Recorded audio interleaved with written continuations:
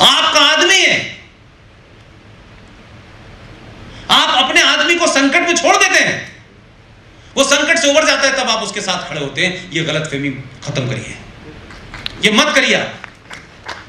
अगर कोई आपका है, गलत है सही है वो कोर्ट तय करेगी ना, गलत है या सही है वो तो कोर्ट तय करेगी ना। अगर मेरा बेटा मर्डर कर देता है तो कोर्ट को जो करना है करे, मेरा रिश्ता खत्म हो जाएगा क्या उससे? मेरा रिश्ता तो रहेगा ना उससे। लिहाजा सुमित्रा महाजन ने जब उस महिला को गले लगाया, और बहुत हंसती हुई तस्वीर थी, ये भी नहीं कोई कह सकता कि मजबूरी में खिंचवाई है, सुमित्रा महाजन चाहती नहीं थी लेकिन जबरदस्ती वो गले पड़ गई।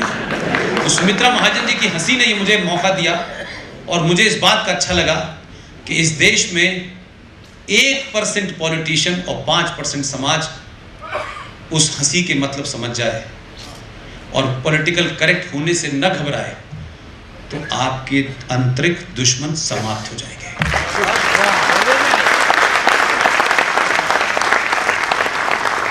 और अब एक बड़ी समस्या क्या हो गई है कि हमने अब तक तो बहुत सारे संकटों पे बात कर दी, यहाँ पे ये है, यहाँ पे ये है, यहाँ नागा प्रॉब्लम है, यहाँ उग्रवाद की प्रॉब्लम है, यहाँ पे नक्सल की प्रॉब्लम है, यहाँ माओवाद है। लेकिन अब जो संकट है वो बड़ा खतरनाक है कि जो लोग माओवादी हैं आप उनसे डील कर सकते हैं, जो आतंकवादी हैं उनसे डील कर सकते हैं, जो हिंदुस्तान के अंदर होम ग्रोन आतंकवादी हैं उनको भी आप टैकल कर सकते हैं। लेकिन समस्या क्या है? समस्या यह हो गई है कि आपके जितने भी इंस्टीट्यूशंस हैं, उन इंस्टीट्यूशंस में ऐसे लोग बैठे हुए हैं, ऐसे डीप रूटेड लोग बैठे हुए हैं जो दंतेवाड़ा में होने वाली घटना के मास्टरमाइंड भी होते हैं और दिल्ली में प्रोफेसर भी होते हैं। सही बात है, प्रोफेसर भी रहते हैं। सही बात है। क्या कोई बता दे आप में से, आप प्रोफेसर हो, यूनिवर्सिटी के वाइस चांसलर हो, अगर आपको सुबह गलती से भी ये किसी ने कह दिया कि आप तो वहां मौजूद थे जहां पे मर्डर हुआ था, 3 दिन तक कमरे से बाहर नहीं निकलेंगे आप। इसलिए मैं कह रहा हूं कि आज स्थिति यह है, उसका पॉलिटिकल फॉलोआउट ये हो रहा है कि जिनके बाप दादा ने गद्दारी का कानून बनाया था, मैं कभी अपनी बातचीत में किसी पार्टी का नाम नहीं लेता, लेकिन मैं पहली बार ले रहा हूं। मेरे लिए संकट उससे ज्यादा बड़ा है। एक पार्टी अपना मैनिफेस्टो जारी करती है, वो 72,000 76,000 क्या देते, मुझे उसमें कोई इंटरेस्ट नहीं है। मुझे सिर्फ 4 इश्यूज हैं जो भारत की आंतरिक सुरक्षा के लिए सीधा उनसे संबंध है, इसलिए जिक्र कर रहा हूं। बाकी मुझे कोई इंटरेस्ट नहीं है, वो जो दिल चाहे लिखे, उनका अधिकार है। क्योंकि 2012 में जब उत्तर प्रदेश में चुनाव हो रहा था, तो मुझे नहीं पता कि कुछ लोगों को याद है कि नहीं याद है गुप्ता जी, उस वक्त उत्तर प्रदेश की सबसे बड़ी पार्टी ने अपना मैनिफेस्टो जारी किया था, और आप लोग ढूंढ सकते हैं, गूगल पे मिल जाएगा। उन्होंने कहा, खुल्लम खुल्ला कहा कि हम सत्ता में आएंगे उत्तर प्रदेश में तो जो मुसलमान आतंकवादी जेल में हैं हम उनको छोड़ेंगे। हम बोले नहीं?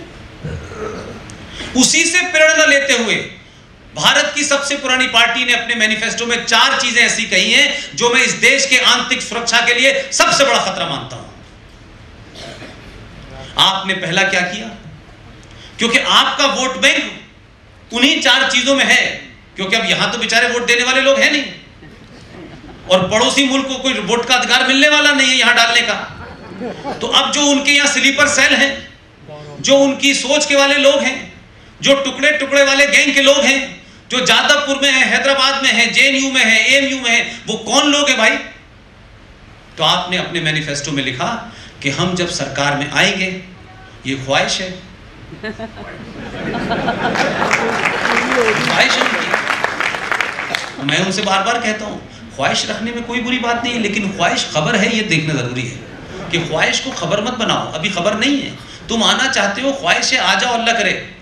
लेकिन उन्होंने कहा कि जब हम आएंगे सत्ता में तो हम जी जो असाइलम लोग लेते हैं, ये जो माइग्रेंट आए हुए हैं, जो आप सब जानते हैं किसका वोट बैंक है, उन्होंने कहा हम इस कानून को और लचीला बनाएंगे। जब लचीला नहीं है तब 5 करोड़ रह रहे हैं इलीगल।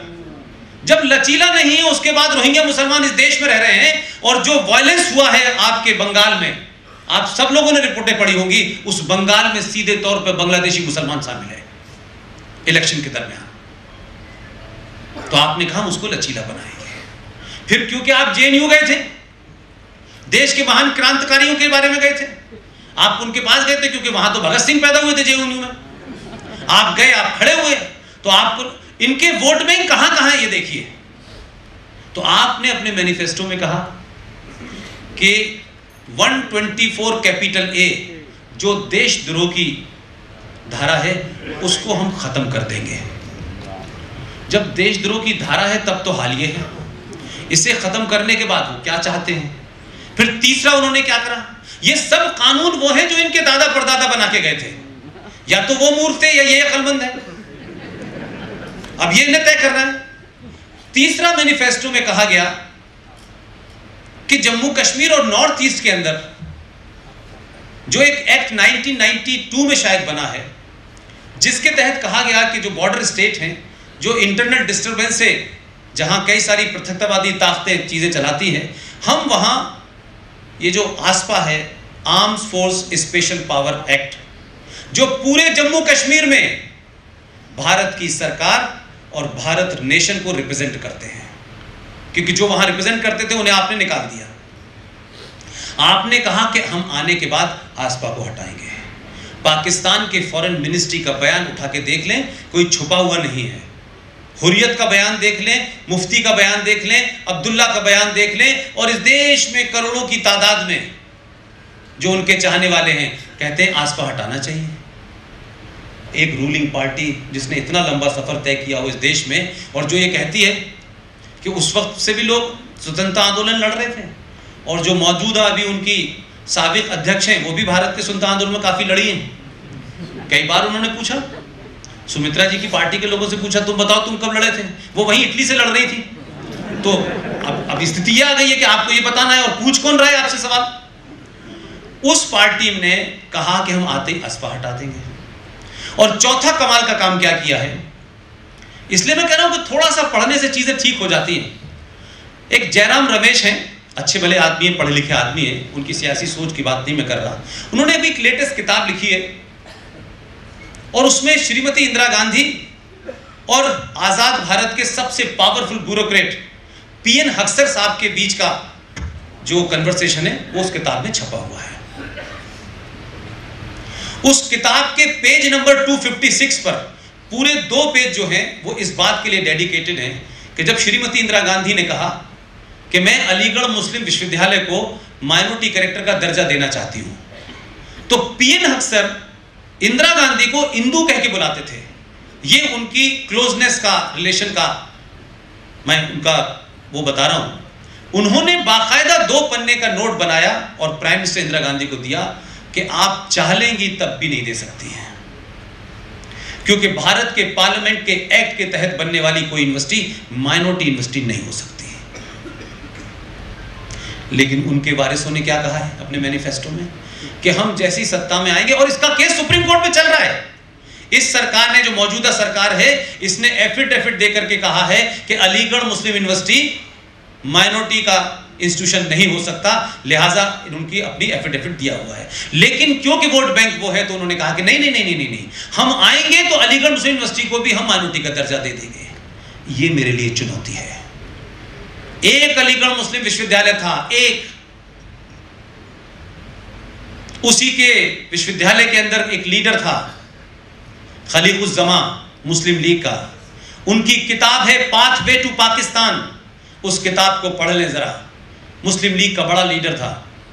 उस किताब में लिखा हुआ है कि अगर अलीगढ़ मुस्लिम विश्वविद्यालय न होता तो हमारे ख्वाबों का पाकिस्तान हमें कभी न मिलता। और हम अलीगढ़ यूनिवर्सिटी की ब्रांच खोल रहे हैं पूर्णिया में, कटिहार में। एक काफी था भैया, अब कितने चाहिए?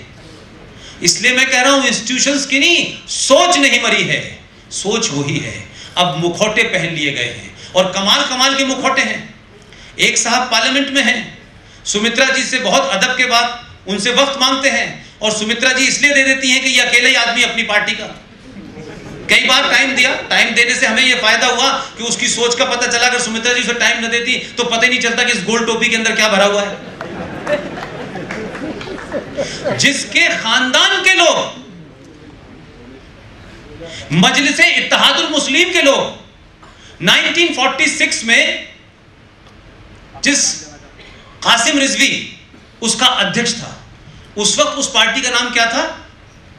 मजलिस इत्तेहादुल मुस्लिमीन, MIM। उस पार्टी के लोग जिनका फाउंडर और अध्यक्ष